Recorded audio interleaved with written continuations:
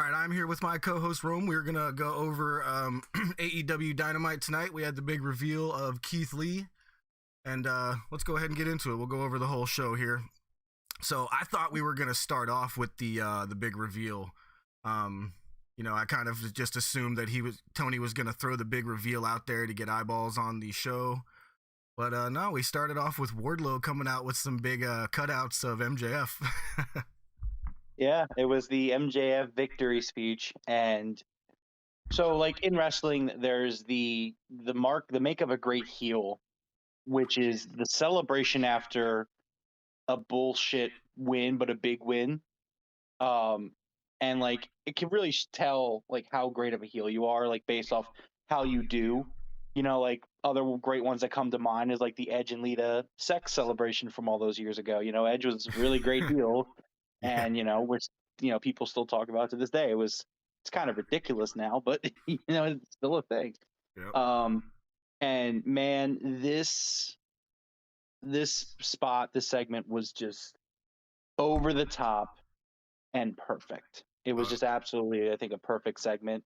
I was thinking during it, like, what is the end? What is the victory speech going to be when MJF eventually wins the world title? Because this was him beating CM Punk. So as you said, Wardlow comes down with cutouts of MJF, and then they do formal entrances for FTR, Tully, Sean Spears. They hand Justin Roberts a script, which I love Justin Roberts. I think he's such a good announcer, and he really helps whenever they get him involved. He always seems to make things better.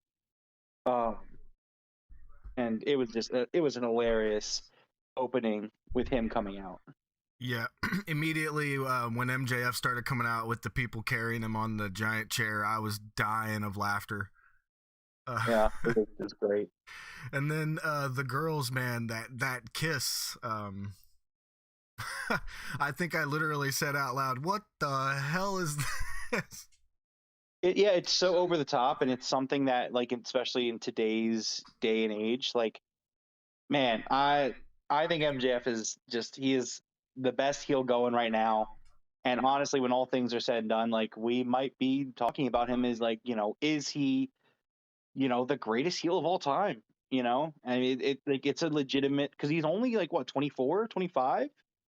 Yeah, I think he's And 24. like, this dude is at the top of his game as a heel. Like it's wild. The guy's probably still going to be going for like another 20 years, maybe. Yeah, and I like how he mentioned that Punk was somebody that he watched when he was a kid. You know what I mean? Like, kind of acknowledging that photo that we've all seen of him as a nerdy little, like, 13-year-old. Well, so I also thought it was great because last week, after he beat Punk, you could tell that MJF had a few words with him in the ring when they were both laying there in the ring. So I thought it was great that MJF acknowledged it, and that, obviously I really don't, I don't think that's what he actually said to Punk last week, but for the sake of the story, like that, it's just phenomenal. It's just great storytelling. And, I love that the Punk MJF rivalry is not done. We have more coming. I really appreciated Punk kind of accelerating this Wardlow storyline. I think the Wardlow storyline is great storytelling. It's great. Absolutely. But it was nice to kind of get Punk kind of in Wardlow's head, and kind of get the ball rolling a little bit. Yeah, I mean, the way he kept saying to Wardlow, like, see, that was good. It was good. Yeah, no, it was really good. So that promo or the segment kind of ends up leading to a tag match later in the night, where FTR challenges Punk to find a partner who is not Sting and Darby, because Sting and Darby came out with Punk. And Punk said, "You're on." The Sting and Darby thing confused me. I thought it was going to lead to something else, like, with them, but it was just kind of like, all right, they're there. I think it was done to kind of create some excitement throughout the show. I mean, there was a lot of surprises tonight, and this is just another cool little surprise. I do really like the combo of Punk, Sting, and Darby. But it seems like Sting and Darby are kind of moving on, Yeah. which we'll get to in the next segment. Which do you want to take us to the next segment? Yeah, actually, I was just gonna mention how I don't know if you saw, but MJF got Darby to laugh there, but I don't know if that was part of Darby's new like where he laughs at people when they're talking to him type thing. But when MJF called him Tweedledum and Tweedle Dipshit, he totally got Darby to laugh. Yeah, I think that's kind of always been Darby's mentality. He's kind of like a I don't give a fuck mentality, where it's like you can say whatever you want about me, I'm still gonna give it my all and fight. Was a funny line though, regardless. Yeah, yeah. All right, so that did lead us into the Andrade and Sting and Darby segment, which it was just, it's just odd to me. I don't like when Andrade is on the mic for a long period of time.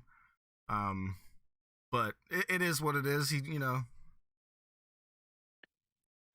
See, I actually thought this was a pretty good segment. I don't think it was anything like special or anything. I agree with you. I think Andrade's weak point is talking.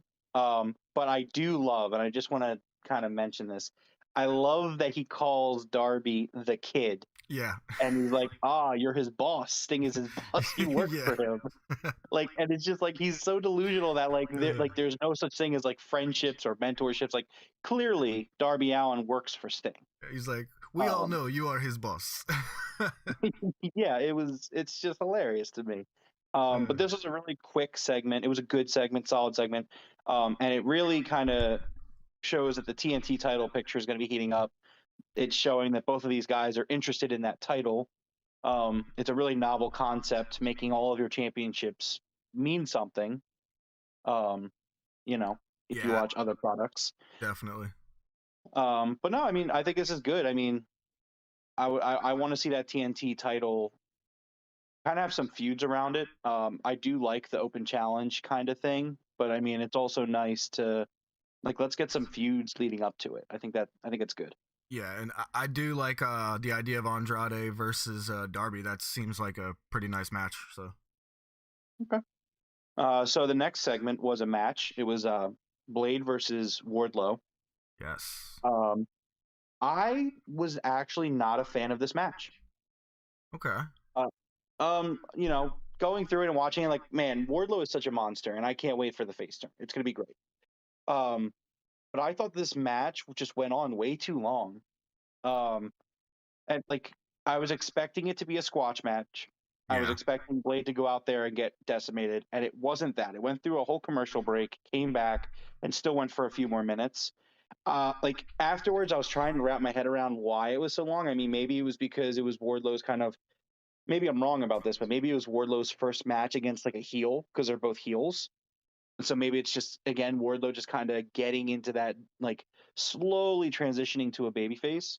yeah, Um, but like, it just went on too long. Like the ending was great, the start was decent. I'm not saying don't give Blade any offense because he's not like an enhancement talent, but it was just like, why is this going more than 5 minutes? no, yeah. Now I agree and disagree with you a little bit. Now I thought it was a good match, but I completely agree that it went too long. It probably went 5 minutes too long. Oh yeah, when I say I wasn't a fan of the match. I also look at the purpose of the match. Yeah, That's just me personally. So I didn't think it was a bad match in terms of the action in the ring, but like for me, I'm really big on storytelling. So for me, I didn't really see the point of it, and unless you can make the argument, well, he was working against a heel, so he's just transitioning. Um, but overall, you know I would have cut it, and I would have cut the match in half personally. yeah, yeah. I agree. I agree. How about that next the Penta promo with Alex Abrahantes? Penta was like Yeah, a so zombie or something, huh? that was fucking dope. So I'm Oh yeah, really big. I'm a huge fan of like cinematic promos. Like when I was a kid, The Undertaker. I think I mentioned this last pod, but growing up, being a WWE fan, Undertaker was like top three favorites, and I just loved the things that he did.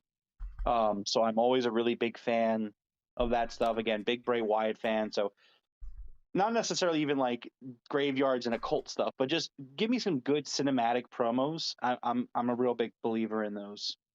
yeah. They showed him picking up a shovel and like dragging a shovel behind him. It was great. I was marking out. I was giggling like a little kid. It was great. Yeah, it was phenomenal. Again, it was short, sweet, cinematic. It's just Yeah, and I think great. Alex called him. What did he call him? Penta Al Ghul. Yeah, he called him something like that. It was definitely. And he grabbed like an all black mask. Yeah, It's going to be interesting. I love the House of Black storyline. I think it's personally one of my favorite storylines going right now in AEW, where it's just like I can't wait. I watched Dark and Elevation on Monday and Tuesday, and just watching Julia Hart, like, and I know that like something's got to be coming with that just because of her demeanor is changing, and you know, which I tweeted out, when watching Elevation, I was like, man, Julia Hart's killing it right now with this change, and I can't wait to see what they do with her. yeah. She had a nice match on Dark there. She like ignored Brian Pillman Jr. She just kind of like walked right past him. A lot of people missed that. Yeah, she did that on Elevation too. Like she like it's coming, and it's gonna be great. The build up of that is really good. Yeah. So the next segment was the Inner Circle meeting. Yeah. I thought it was a great promo, but like I don't think it was the intention of the promo, but I actually got kind of sad when I was watching it. I completely agree. Because it's like, so like we got into AEW ground floor day one, right? And it's like, this is the second era of AEW. Like the way WWE's had eras, the way other wrestling companies have eras of their content. We're not in the first era anymore. We're not in the original AEW. We're in this next phase of star power, TBS, great matches all the time, not just working with what we got, but like people want to come here. And like the Inner Circle kind of carried those early days of AEW. It wasn't just them, but it's kind of sad to see AEW, not AEW, sorry, Inner Circle break up. It was, Yeah. you know, Now, my only complaint about the whole segment is the way that they came out with separate entrances. It almost gave it away to me that I was like, okay, the breakup's happening here. You know what I mean? If they had all come out together, but Santana and Ortiz just kind of like gave them dirty looks while they were walking down, it might maybe have been a little different, but it was still it was a good segment. I think it was the point they were trying to prove. It made sense for them to come out separately. Yeah. I mean, I will say this about it though. The storyline, it's kind of like what's the word I'm looking for? It's kind of like a shit or get off the pot kind of thing, where it's like, this is like the third or fourth time they've talked about the Inner Circle breaking up. And it's just kind of like, if they break up here, that's fine. If they don't break up here, then can we not do another storyline about the Inner Circle breaking up? Yeah. Because even Sammy said during the promo, he's like, I've quit before. And I'm like, yeah, I know you have. Like, yeah. I think Jericho missed a good chance here. There was a spot where Santana said that it's all about Chris, and it's everything is about him. And he was standing right next to Sammy with the belts on his waist, and Chris could have just pointed at Sammy and been like, that's proof you're wrong right there. You know what I mean? I felt like Chris missed a good chance to put Sammy over real quick. It was a missed opportunity, but I will give him the credit. That LAX line was great. When Santana grabbed him by the throat, I thought that was like a shoot, because he looked like he really had him by the throat. Yeah, man, like that line was fire. It was just, maybe we called the wrong members, of LAX. When he said, do you have Homicide's number? He didn't even get to finish his sentence, and his freaking hands were already around his throat. Yeah, so I mean, I thought it was a great segment. Yeah. And on its own, in a vacuum, I thought it was a great segment. Sad, but great. I would have liked Jake Hager to do something other than stood there the whole time. He literally like was a statue. I don't know if you noticed that. He did not move. Yeah, I mean, but that's kind of always been Hager's thing. He's the muscle of the Inner Circle. He doesn't really do much. I mean, you got to maximize him, You got to make people go off their strengths, and he's not a talker, which is fine. Yeah. All right. Well, our next segment brings me to a tweet that I tweeted you out right before the show, where I said Jay White deserves more than a 60-person audience. Mm. And we had our Roppongi Vice and the Young Bucks little scuffle, and Jay White shows up, our Forbidden Door entry. Yeah, man, that was crazy. I really enjoyed that. I think that this storyline that's coming, at least that I anticipate coming, the civil war in the elite, it's gonna be crazy. Because Kenny's gonna be back. Jay White's gonna be there. You're gonna have Red Dragon, the Yeah. Bucks, Adam Cole, Brandon Cutler, even. All these moving parts. We'll talk about something that happened after the main event too. Um, but it's just like, man, when the lines are going to be drawn, that's going to be the hottest story in AEW. Is this Bullet Club Elite?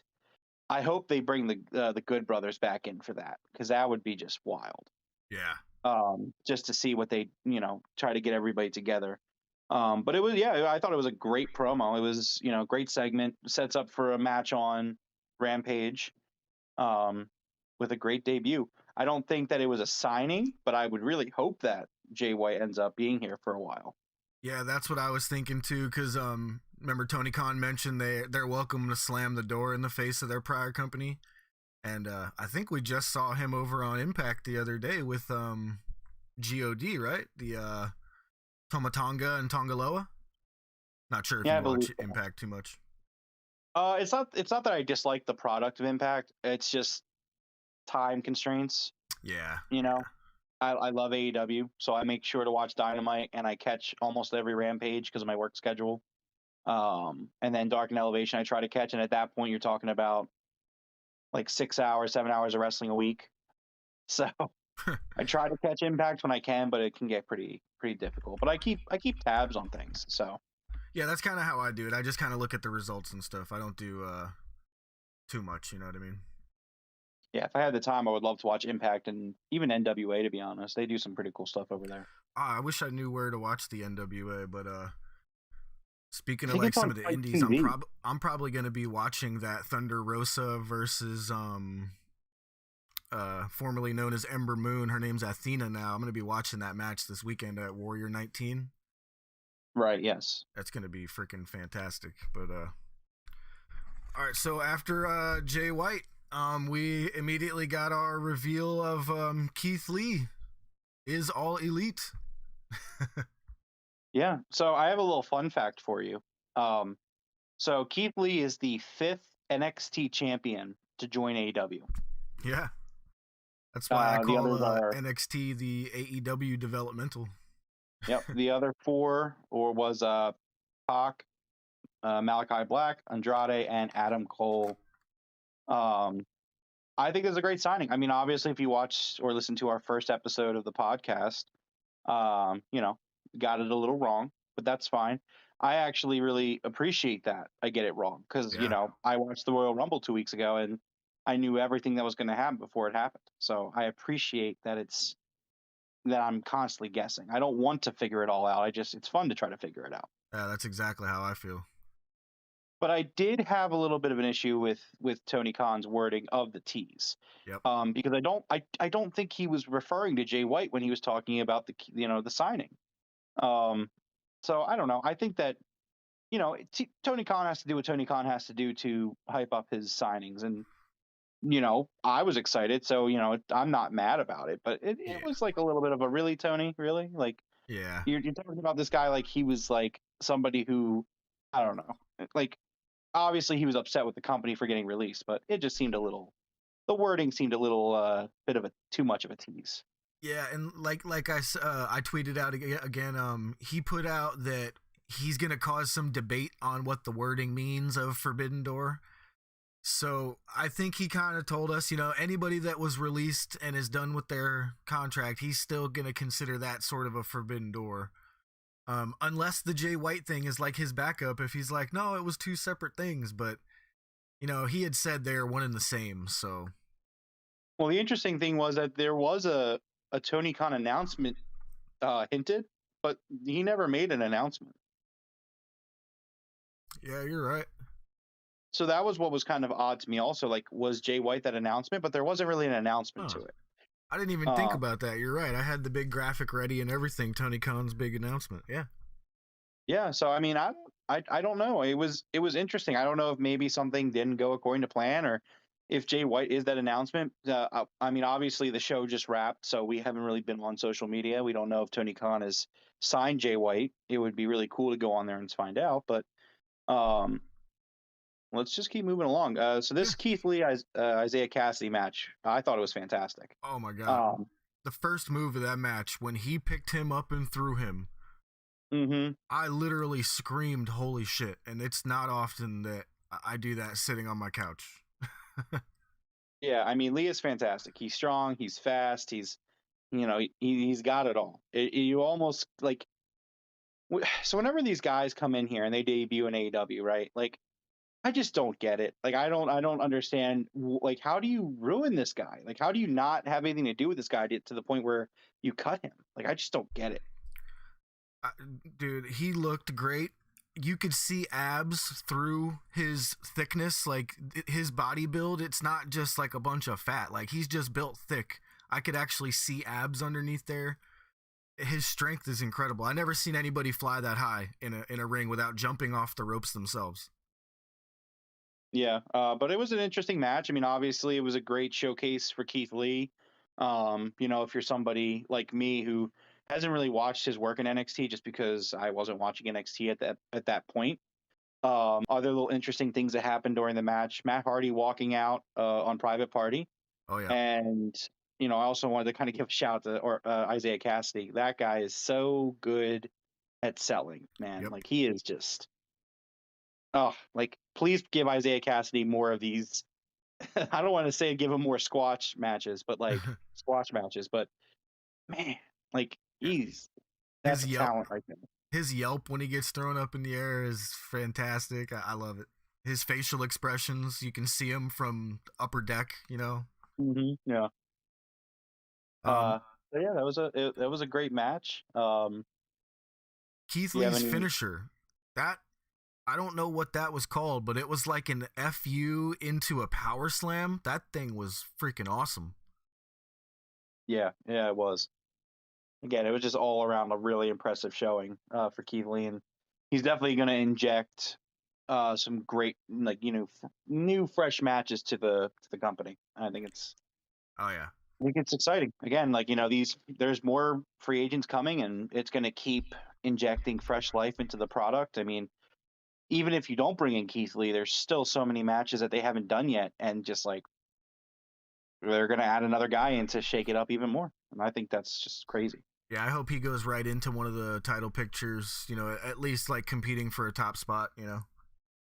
Yeah, I don't know. I mean, we'll see what happens. I mean, he seemed like he was a face, so I don't think he's going to fit into the world title picture scene right now. I mean, but we'll see. Again, I think maybe the TNT title heating up a little bit might really help out. Yeah. That's what I was thinking. Put him in there with Andrade and Darby and that group there. Sammy. Yeah, absolutely. Again, I think that the talent roster in AW is so big and just has so much depth to it. I think that we do need to start seeing more of these feuds centered around the TNT title, um, because you have your main event picture, which is the world title, and then you just got to find something for guys to do, which is a challenge in and of itself. It's a great problem to have. You have so much talent, like you can't fit it all into 1 week, which is great. But let's get some more feuds going with the TNT title. Like Yeah. start centering a little bit more around that. Make guys want to chase that. Which they Absolutely. have. All right. Okay. So the next segment was a quick little thing before commercial break about Mercedes Martinez, Britt Baker, and Thunder Rosa. Yep. It announces a no DQ match for next week's Dynamite, which we'll talk about, towards the end of the podcast. Um, Hopefully, we can get Thunder Rosa versus Britt Baker soon. Um, I do have a few issues with Britt Baker's title run. I think for Britt, the chase was much more exciting than the title, than the title run. Yeah. Um, it's just been kind of underwhelming to me. Britt Baker, for me, I know she got over, and I also loved her in the Lights Out match last year against Thunder Rosa. Um, but I really feel like sometimes Britt kind of just doesn't really do it for me. I think she has the looks. I think that she can really do it as a as a promo. But sometimes I just kind of get bored of her wrestling, and I don't think Yeah. it's that she's bad. She just, I don't know, it just doesn't click sometimes. So I kind of like was feeling the same way. So I went back to like, why did I like her wrestling before she won the title? And she wrestles different as a heel than she does as a face, which they all do, but it's a big drastic difference of when she's a heel, she's constantly like running from her opponent, and it's a turn off in the matches. I agree. I guess. I mean, but she was a heel when she was chasing the title too. Yeah, I mean, she got over, but I mean, she was still a heel.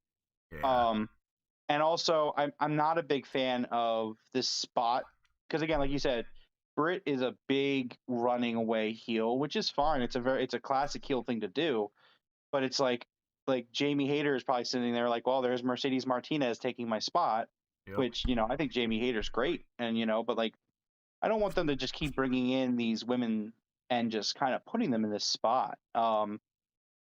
Which again, like it leads to great matches. You know what I mean? Like Jamie Hayter had some great matches, and I'm sure I think this no DQ match next week is going to be great. But in terms of the long term storytelling, like I don't know. I think it's time for Thunder to go in there and her to beat Britt and get the title because I mean I think Thunder Rosa is probably the hottest Oh uh, yeah. performer in the women's division. I mean, she's just phenomenal. She's just kills it every time she goes out there. Like I'm a big Hikaru Shida fan, um, and then like right behind that for me is Thunder Rosa. Like she is phenomenal. When Rosa finally wins that title, it's gonna be a nuclear bomb going off in that arena. It's gonna be great.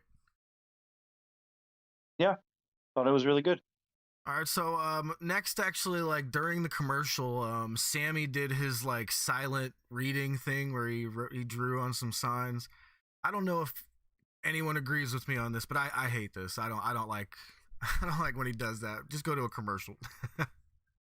I think there's a time and a place for it. I Yeah. think like it's kind of his gimmick. So it's like I get it. Um, I don't hate it. I just think it's a little overdone. Sometimes I feel like I mean, not feel, it's factual, but sometimes it's the only time you see Sammy on the show, Okay. is these cards. Honestly, I didn't even write it down in the notes, Yeah. um, which I wrote, I have notes on the whole show, but this is the one thing I just didn't even bother to write down. Because I kind of already knew what he was going to say, and it just didn't do anything for me. Um, I yeah. think with what you said, if it would have just been Sammy doing that, like only that on the show, I think it would have been much more tolerable. But because he had already had that segment just now, with the inner circle, I think that might have been why I was like, Yeah, and I completely agree with you. I think a lot of the times he does these cards is usually just retreading what he just said 20 minutes prior. yeah, exactly. So it just feels like kind of a waste of time, but it's commercial time. So it's like Yeah, I can't complain about it. It's the alternative is they just do a commercial break. Which I'll take a picture in picture over a commercial break, 5 out of 5 times. yeah. I guess how am I complaining about extra content? I guess it's all right. Yeah, beggars can't be choosers. All right, next we add up the CM Punk with his mystery partner. Turned out to be Moxley. Yeah, man, I thought this was a really cool surprise without it being, a debut. I didn't think it was going to be a debut.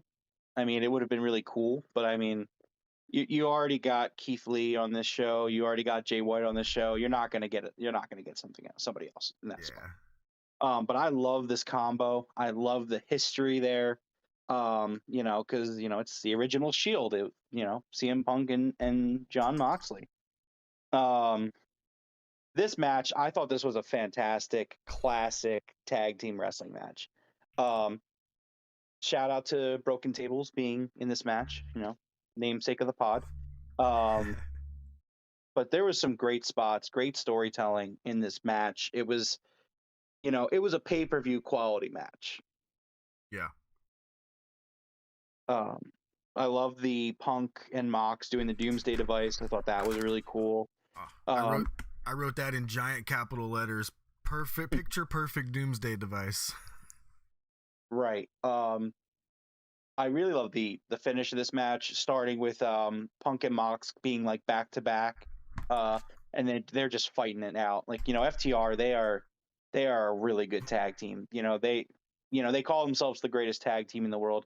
I don't think they're the greatest tag team in the world, but they are a very very very good tag team.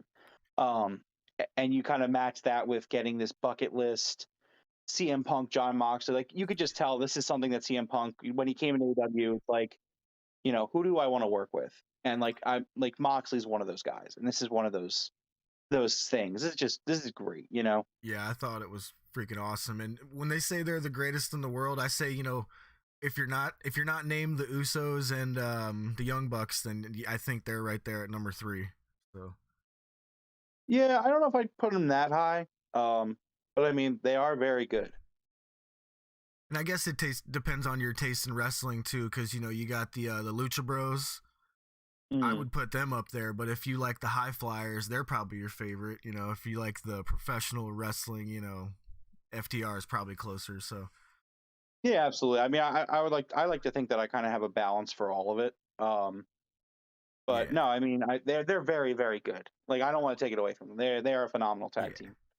Now, Um, I don't know if you saw this part in there. Dax kind of did a splash into the corner, and Punk got out of the way, and Dax hit his face on the camera, the ring camera. I I, did see that. I thought he was going to be busted open when he hit the mat, but he was all right. So Yeah, luckily that was. I probably wasn't planned for him to hit the camera. It probably hurt. yeah. And then I think my favorite spot in the match, besides that Doomsday device, of course, was when Punk did his suicide dive through the ropes and they caught him. And then Moxley came behind him and suicide dove into Punk, who they still were like holding up.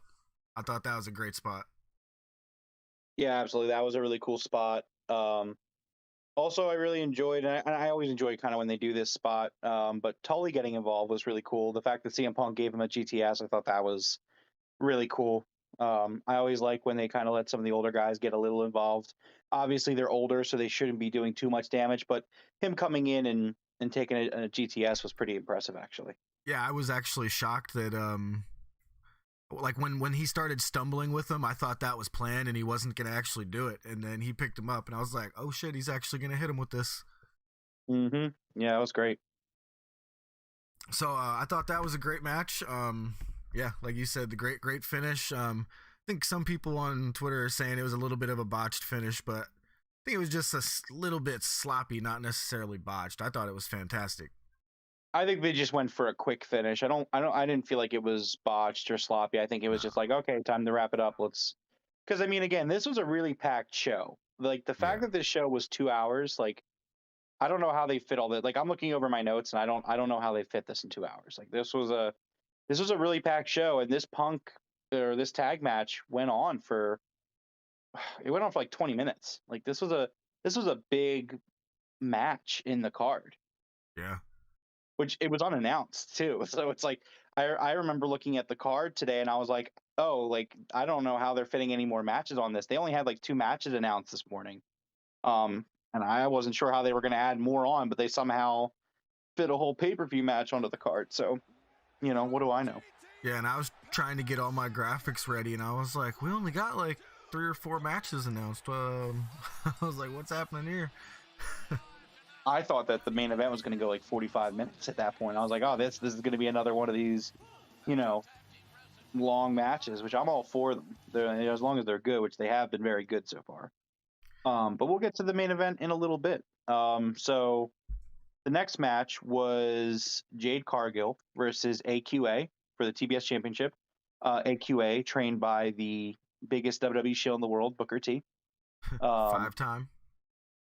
yeah, I love Booker T, but I'm always going to take a dig of that guy because, like, look, man, like, Oh yeah, I'm not, you can believe in that company, and that's fine.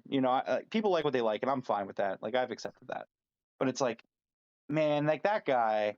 like no matter what happens in that company, that guy is always defending it. Like, He drinks the Kool-Aid for sure. oh, absolutely. So I'm gonna take the dig where I can.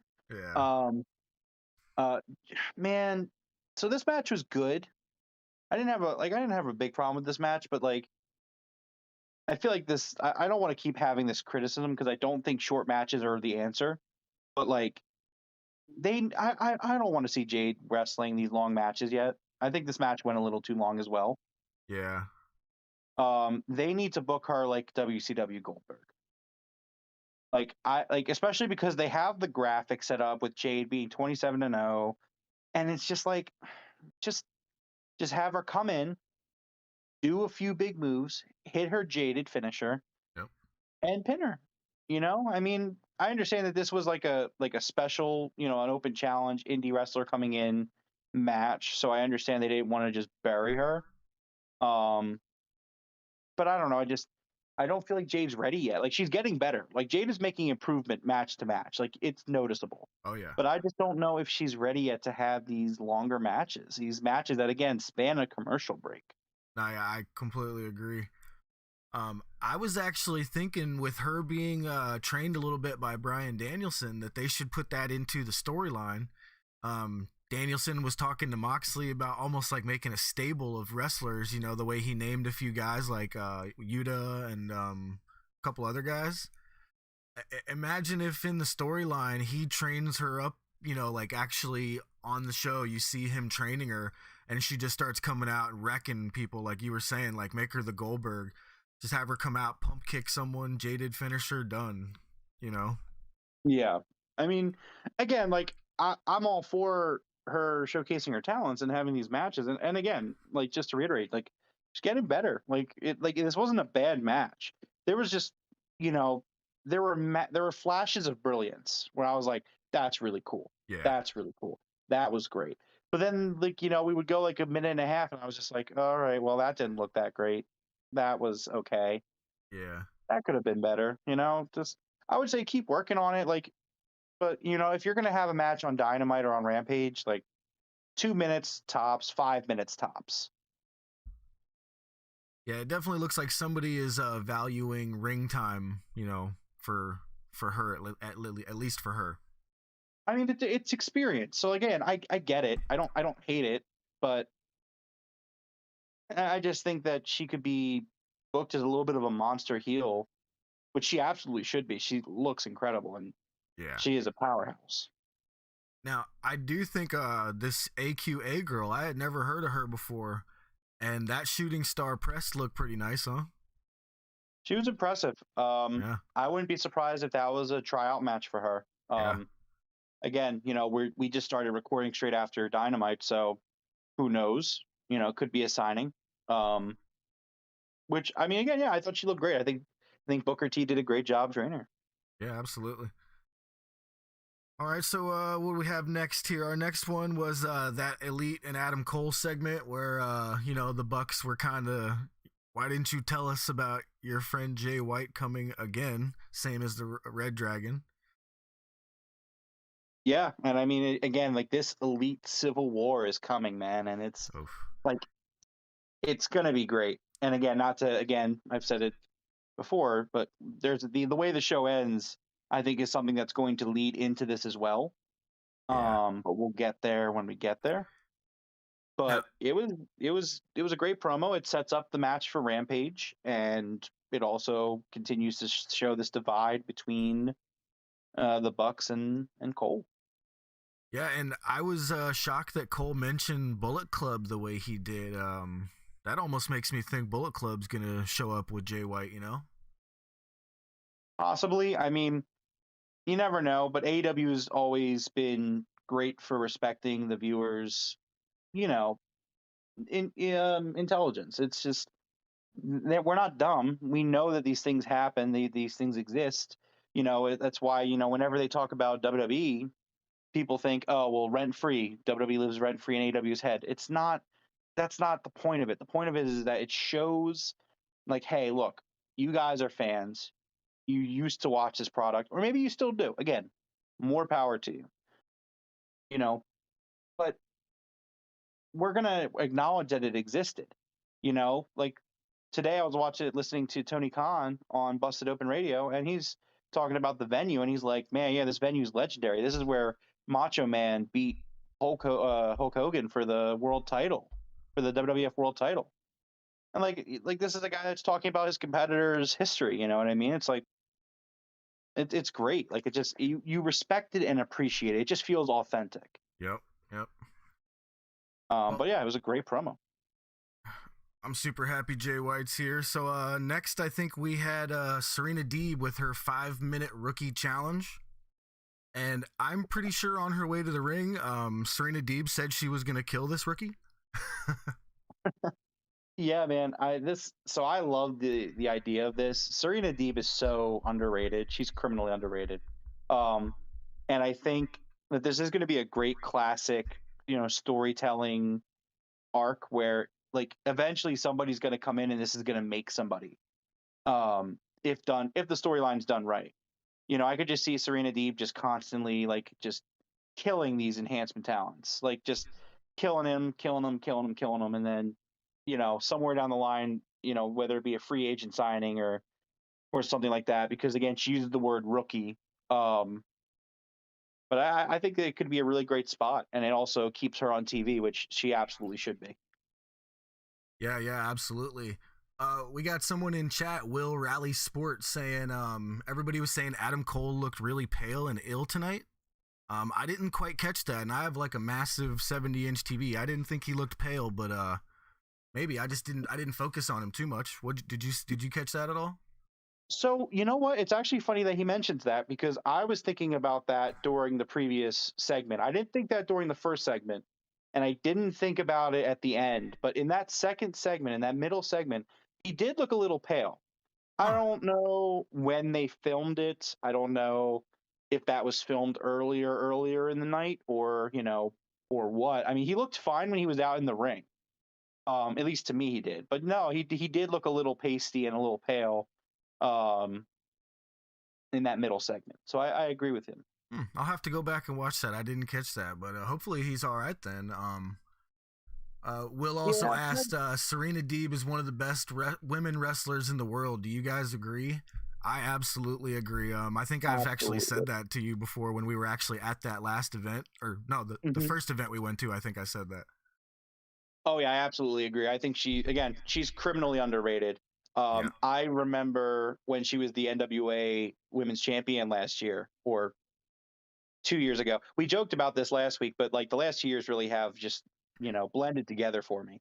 But like when she had that little run where she was in AEW with the NWA Women's Championship, and like the one match against Riho comes to mind. Like, man, she is great. She is just phenomenal. Like, big fan of Serena Deeb. That match with Riho is one of my favorite women's matches in AEW history. I loved that match. Yeah, and I love the finish too. Her Deeb's finisher is just it's so brutal. Like finishers are best when they look brutal, when they look like they kill you. And Serena Deeb's finisher looks like you're tearing her ACL into pieces. Like while breaking her arm.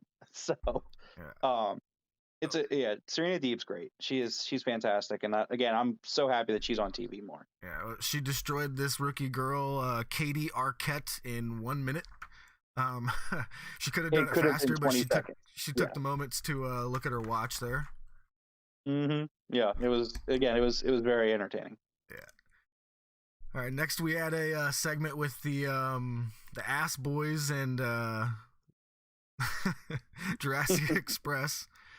The only thing I can think of every time I see Jurassic Express is when Luchasaurus is like, "Rawr," and he growls. It just makes me laugh every time. Yeah, it's good. I'm enjoying them as the tag team champions. I'm a big fan of them, especially Jungle Boy. It was a great segment. Really appreciated Billy Gunn doing the DX thing. Big fan of DX back in the day, so it was great. So that led up to the main event, which was the AEW World Heavyweight Championship match in a Texas death match. Hangman Adam Page versus Lance Archer. This match started off at breakneck speed. Started in Gorilla.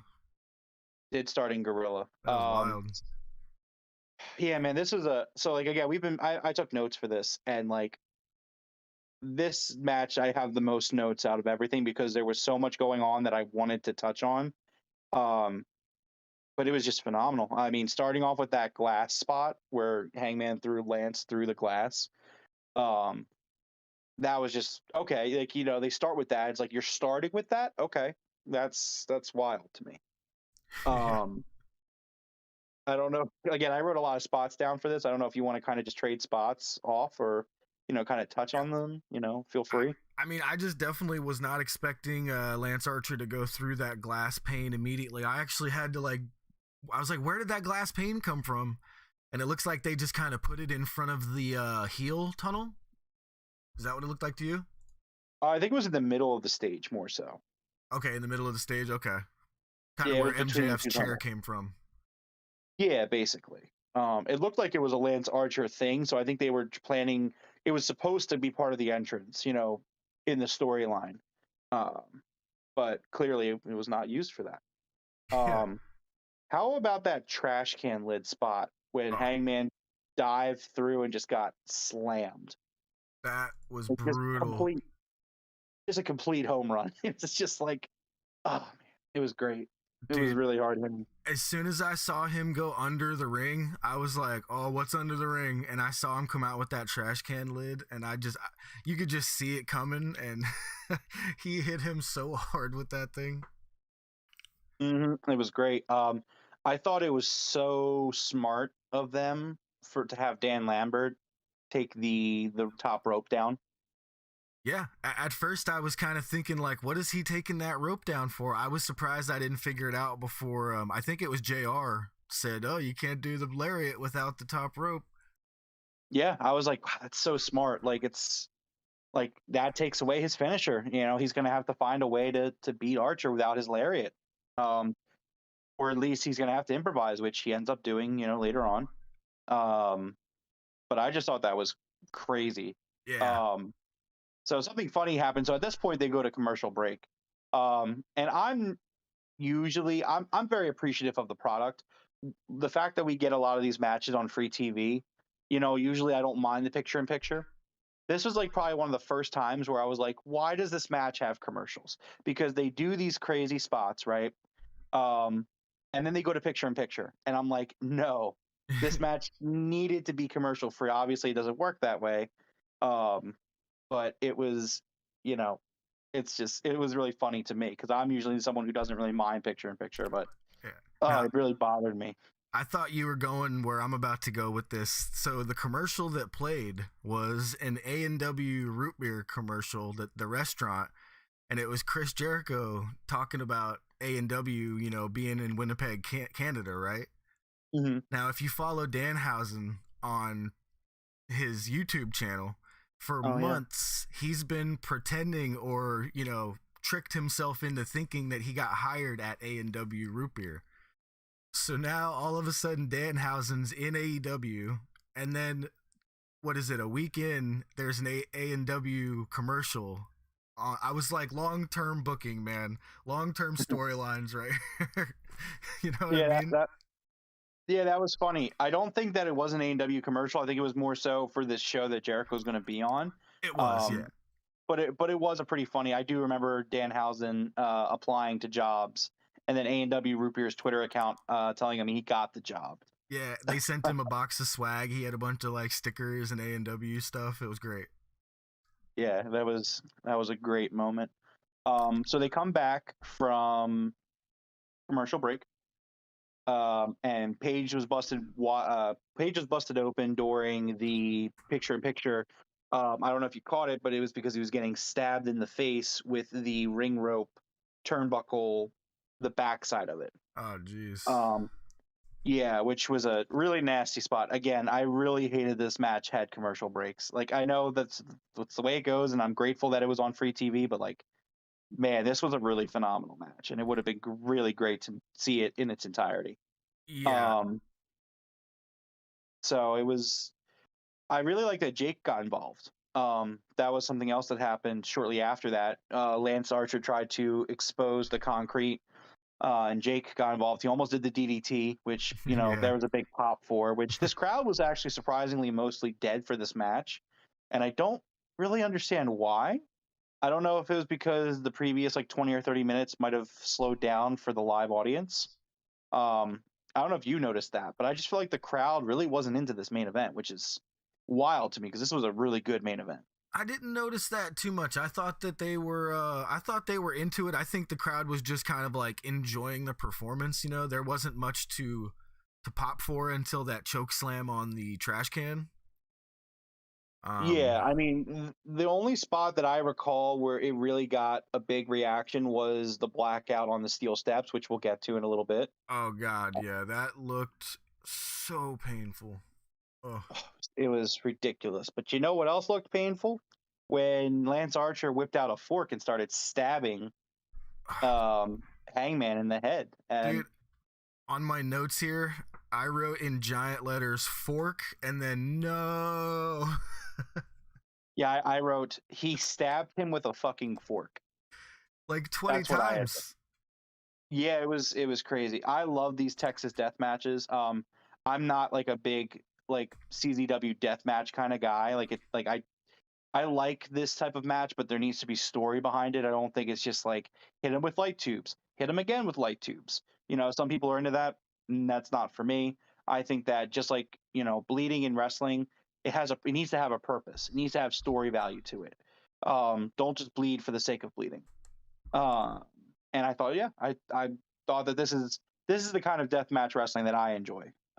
It doesn't go too far, but it's still fucking bonkers. Um, so that was, yeah, I mean that was wild. And then they pull out a barbed wire chair, um, which is always fun. Yeah, I was laughing so hard when I saw that barbed wire chair. Yeah, man, it was something else. And now we can talk about the blackout on the steps. uh, That was ridiculous. I thought Um, he was going to be hurt on that because he sort of was off to the left just a little bit. And that corner, man, looked like that corner went right into his back. yeah, plus the stairs, like they bent a little bit. Like they did not stand up. Like it held up because it's steel, but it bent. Um, Yeah. it was definitely a really nasty spot, but I mean, it looked great and finished the match, so hopefully he's okay. Um, but yeah, that was a wild, wild spot. Second, what were your thoughts on the show? I thought it was fantastic, man. Like, I couldn't have asked for a much better show. I have a rule for myself. I don't give 5 out of 5 until it's like the best show ever. So it's definitely like a 4.5 out of 5 for me. I agree. I think that there was some points where it did lull a little bit, but again, it's hard to be picky about free TV. If you're getting something above a 4 stars, in my opinion, then like you're in great shape. Yeah, I completely agree. Yeah. So, what you got for Rampage there? So here's what we got announced so far. We have the Young Bucks against Roppongi Vice, which based off what Adam Cole said, it seems like we're going to see Jay White at ringside during this. He'll be involved. So I think right off the bat that makes Rampage kind of must watch. I mean, it's moving forward of a big storyline. Plus the Young Bucks versus Roppongi Vice. Like, come on, man, that's a great tag team match right there. Like, that's going to be really good. Um, we're going to hear from Bryan Danielson. He's going to talk about most likely the how dare John Moxley work with CM Punk, or he'll allude to the fact that hey, if you're going to work with Punk, you might as well work with me because I want to work with Punk. Yeah. Um, so that's going to be a great promo. We have Hook going up against Blake Lee, who is QT Marshall's top student. Send Um, Hook. yeah, send Hook. That's exciting. I love Hook in this spot on Rampage. Keep Hook on Rampage for a year and a half and just Oh, let yeah. him do his thing.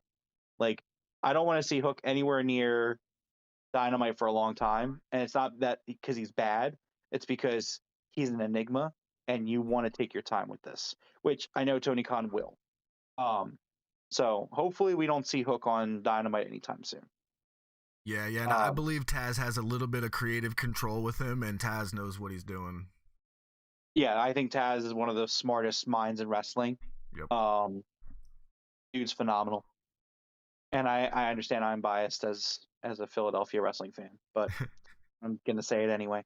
Yep. And then lastly, we have the Ass Boys versus Jurassic Express for the AEW World Tag Team Championship.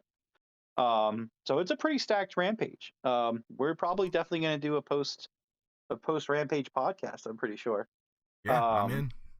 It's gonna be a good night.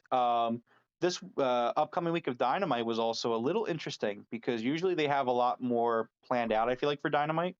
But so next week, what they have advertised as of right now is Chris Jericho and Jake Hager versus Santana and Ortiz. And then we also have Thunder Rosa versus Mercedes Martinez in the no DQ match. I think this Rosa Mercedes match is going to be very good. Part of me thinks that it's going to close out the show next week. So I would say, be excited for that because I think that, again, you look at the last, no DQ match we saw Thunder Rosa in, and it was that phenomenal lights out match last year with Britt. And Mercedes is a good worker too. So I think that these are two pretty good matches that's going to build off. Hopefully, we'll probably get some more Dynamite announcements after Rampage, I would assume. Yeah. But yeah. Probably So what do you Rampage. think about these Dynamite matches? I'm actually super excited for that Thunder Rosa versus Mercedes match because that should set us up for the Britt Baker match. They might make Thunder go through the whole crew again, but I think this should set up the match with Britt Baker.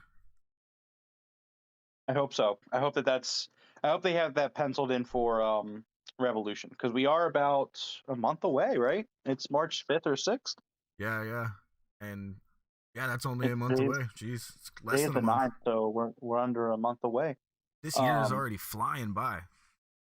Yeah, man, it's been wild. But so I mean, yeah, we are on the road to Revolution. We're gonna keep covering. Obviously, we'll keep doing post Dynamite podcasts, and when my work schedule allows, definitely post Rampage podcasts. Yeah, absolutely. Even when my work schedule doesn't allow, at the latest, expect Saturday podcasts. Yeah. So yeah, I thought great Dynamite, some great Rampage coming up this week, and we'll see how Revolution takes shape. Yeah, man. All right. Well, I appreciate you being here with us tonight. Thanks for being here. No problem. Always happy to be here. Awesome, man. And you in the chat as well. Thank you guys very much. Hit that like and subscribe button. We greatly appreciate it. And everybody, thank you very much. We'll see you after Rampage.